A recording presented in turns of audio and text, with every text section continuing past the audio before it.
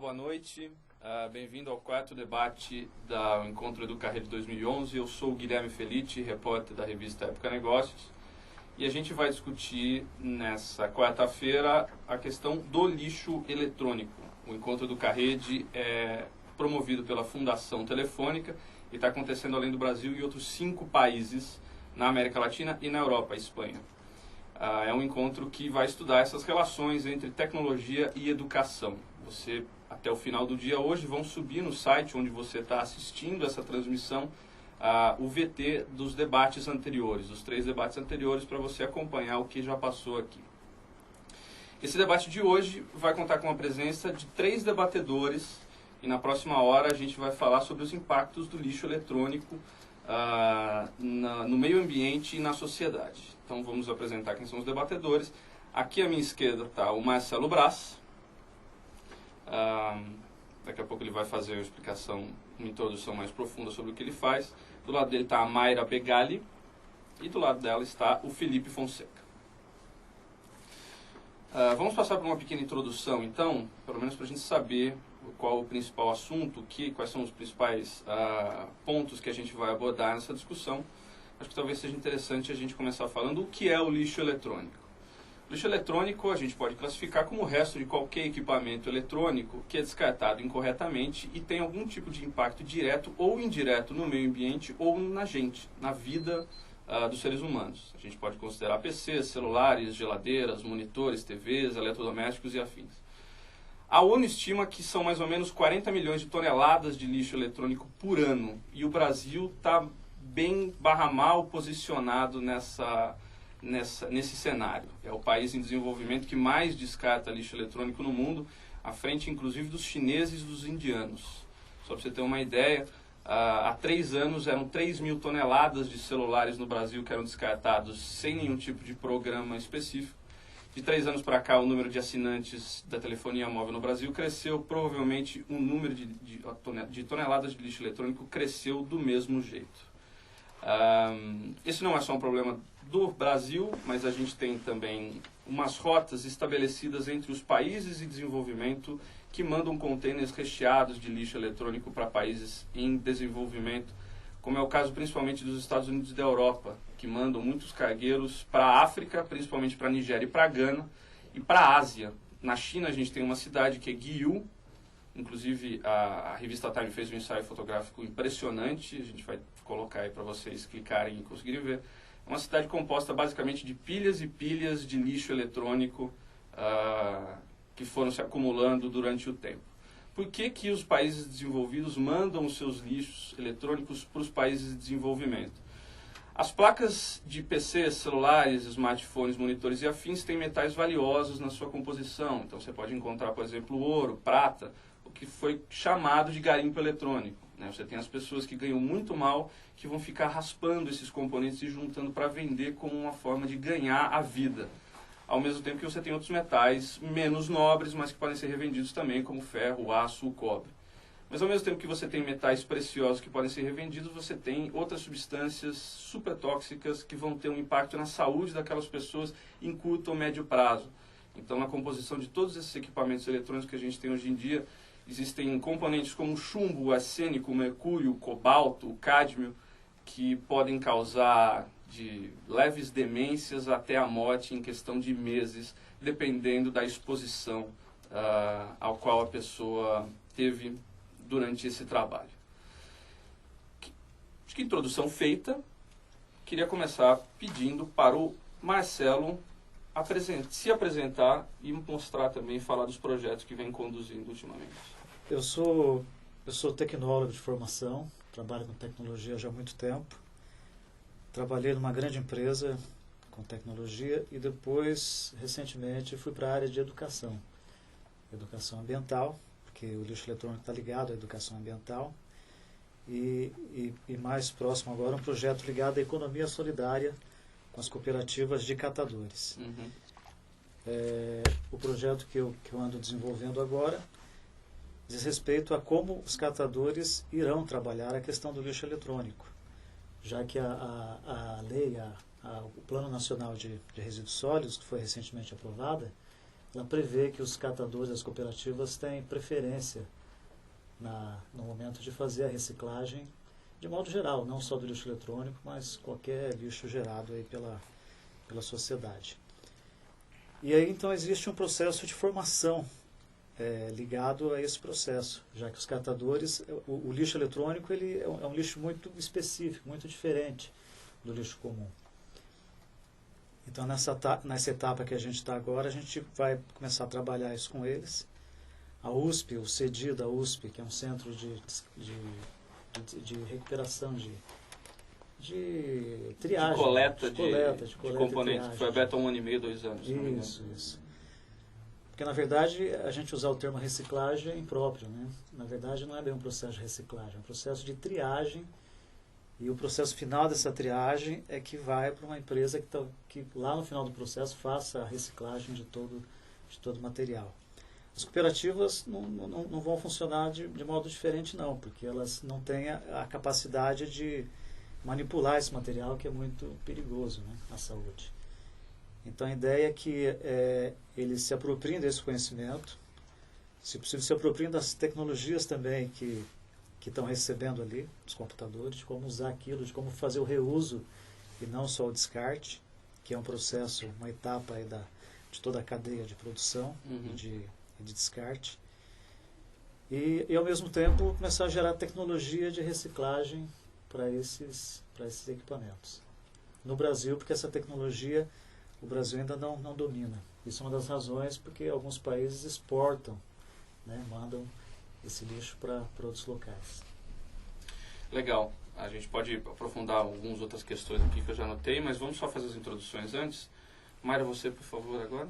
Eu sou a Mayra Begali, eu sou fundadora de uma ONG que chama Veredas, sou cofundadora da Casa de Cultura Digital e participo de alguns coletivos. Eu desenvolvo projetos de tecnologias livres e trabalho articulando projetos e discussões nesse sentido também de apropriação de tecnologias. Tenho muito interesse na questão do reaproveitamento de materiais tecnológicos e o que muita gente chama de lixo eletrônico para a confecção de projetos e processos criativos como artesanato de volts, bricolagem tecnológica. E também em torno das discussões que pipocam de um lado que é o fetiche pelo novo, pela tecnologia, e que do outro lado pode ser a desconstrução disso, que é você, ao invés de ir lá só comprar e adquirir pelo que você viu, que gostou, você querer saber como aquilo funciona e por que de repente é mais legal você ter um computador usado e poder manipular e criar a partir dele do que simplesmente ir numa loja e comprar um novo na caixinha com o sistema fechado. Então eu tenho bastante interesse no estímulo dessas discussões, nas reapropriações disso e nessas novas construções, nesses novos processos. O que faz a Veredas? A Veredas ela é uma ONG que trabalha com tecnologias sociais, que é a aplicação da tecnologia para algum fim social, em 4 vertentes, na verdade, meio ambiente, cultura, sociedade e artes. Então, a gente não só desenvolve alguns projetos, como também acaba agregando projetos de coletivos que têm interesse em difundir e somar coisas. Legal. Por fim, Felipe, por favor. Bom, boa noite. Meu nome é Felipe Fonseca. Eu sou um dos fundadores da Rede Meta Reciclagem, que foi onde eu conheci o Marcelo e a Mayra também, que está desde 2003 atuando aí no Brasil em diversos lugares, de maneira distribuída, descentralizada, com a ideia de apropriação crítica de tecnologias, usando um referencial de conhecimento livre, de tecnologias livres, que no começo a Rede Meta Reciclagem trabalhava bastante com a questão de receber doações de computadores, instalar software livre e entregar para projetos sociais. Mas com o tempo a gente começou a descobrir que o que nos interessava ali não era só a questão do computador em si, era muito mais o processo de descoberta, de aprendizagem e um pouco dessa vertente que a Mara falou, que é a questão de apropriações críticas, de trabalhar produção cultural com tecnologias livres e tal. E a gente também com o tempo descobriu que o que a gente fazia não era reciclagem, isso o Marcelo chegou a mencionar, que justamente reciclagem é quando a gente pega um material e reinsere ele na cadeia produtiva, no começo da cadeia produtiva. E, na verdade, o que a gente estava tratando ali era de estender ao máximo a vida útil daquela tecnologia ou criar outras maneiras de utilizar aqueles equipamentos e tal.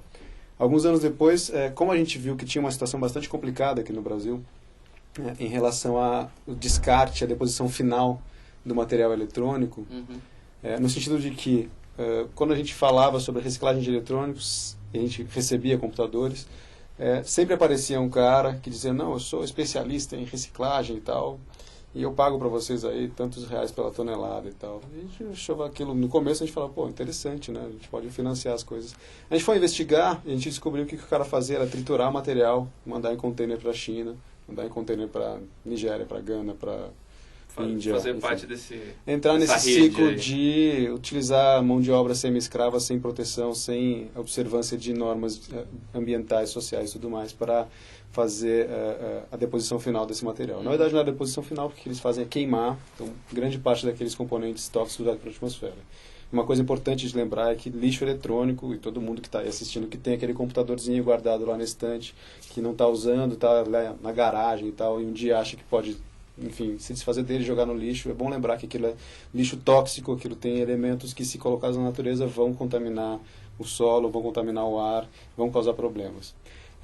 A gente descobriu ao longo do tempo da atuação da Rede Meta Reciclagem que não existia e não existe até hoje maneira de se desfazer desse material no Brasil. Toda vez que chega alguém e chega para um projeto que recebe computadores e reutiliza esses computadores e fala, eu vou pagar tantos reais pela tonelada, eu dou 90% de chance de que aquilo ali está sendo feito de maneira errada. Ou vai mandar para a China, ou vai mandar para algum galpão aqui em São Mateus, na zona leste de São Paulo, onde vai ter uns moleques de 14 anos derretendo material sem proteção nenhuma e tal. A gente, em 2008, alguns integrantes da Rede Meta Reciclagem resolvemos fazer um site específico sobre a questão do lixo eletrônico. Como a Meta Reciclagem ampliou o espectro, tinha toda essa questão de cultura, de apropriação, de tecnologia, de cultura digital e tal, a gente resolveu fechar uma questão ali, que a gente fez um blog chamado lixoeletrônico.org, sem BR, que era para tratar de estruturas e políticas e modelos de deposição desse material. E a gente identificou que no Brasil não existe a estrutura para se desfazer desse material. A gente começou a buscar referências internacionais e tal. E uma das coisas que a gente identificou ao longo do tempo foi que um elemento chave para avançar a questão do tratamento do lixo eletrônico no Brasil seria a inclusão do material eletroeletrônico na Política Nacional de Resíduos Sólidos.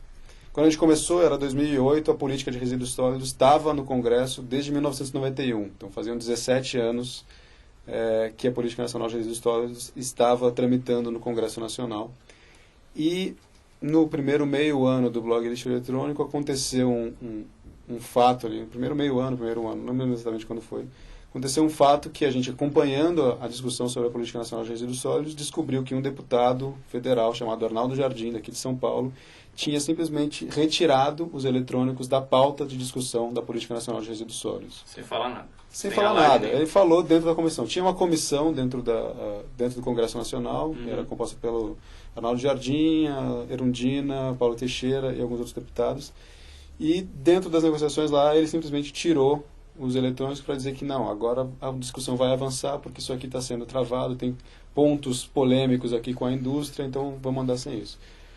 No blog Lixo Eletrônico a gente identificou isso, a gente fez uma campanha na hora, assim, a gente redigiu um manifesto, pediu para as pessoas assinarem, começou a circular, começou a mandar para a imprensa, para voltar o lixo eletrônico para a pauta da política de resíduos sólidos, porque aquilo era muito importante, é um lixo tóxico e tem um volume cada vez maior, os números de venda de computadores no Brasil crescem cada vez mais, então aquilo não poderia ser simplesmente retirado.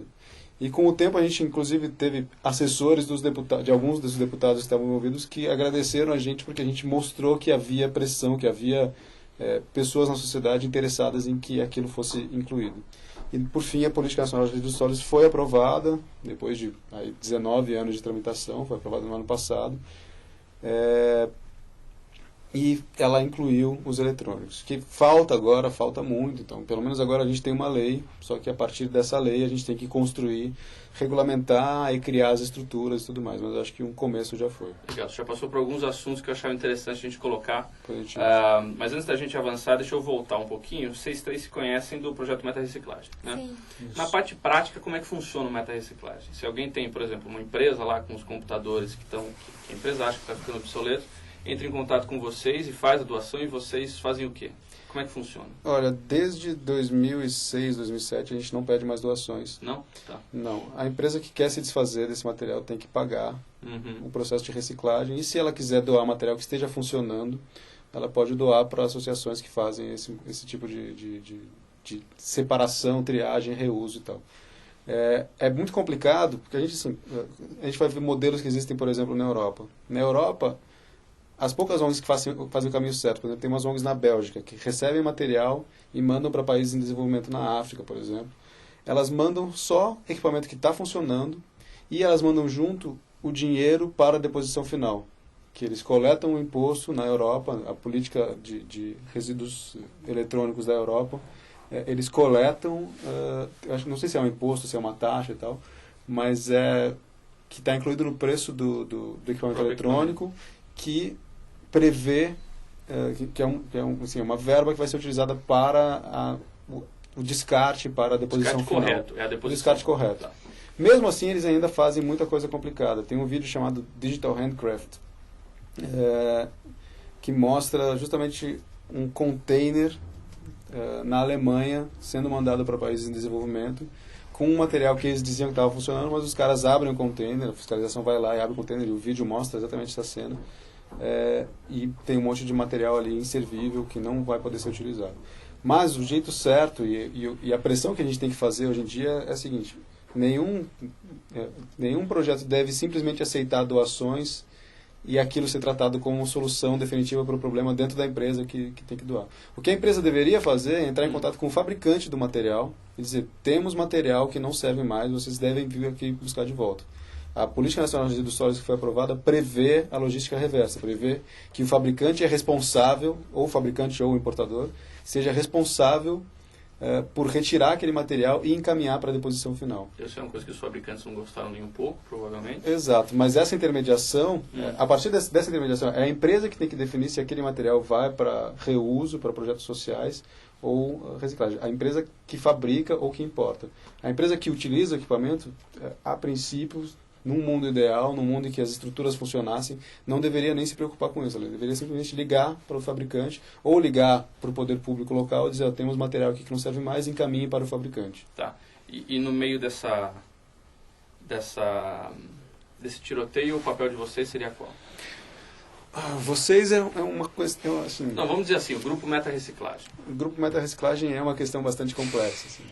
Porque, é uma rede distribuída com centenas de pessoas no Brasil inteiro, em diversas formações locais. Então, assim, dentro da rede Meta Reciclagem tem desde pessoas que estão em nível de coordenação de programas nacionais de inclusão digital, até pessoas que se organizam localmente para organizar uma pequena empresa ou, enfim, uma cooperativa e tal. Então, a gente tem uma diversidade muito grande. Então, a rede Meta Reciclagem, o grupo Meta Reciclagem, não tem uma opinião formada sobre praticamente nenhum assunto. Talvez só o software livre seja um assunto que existe consenso.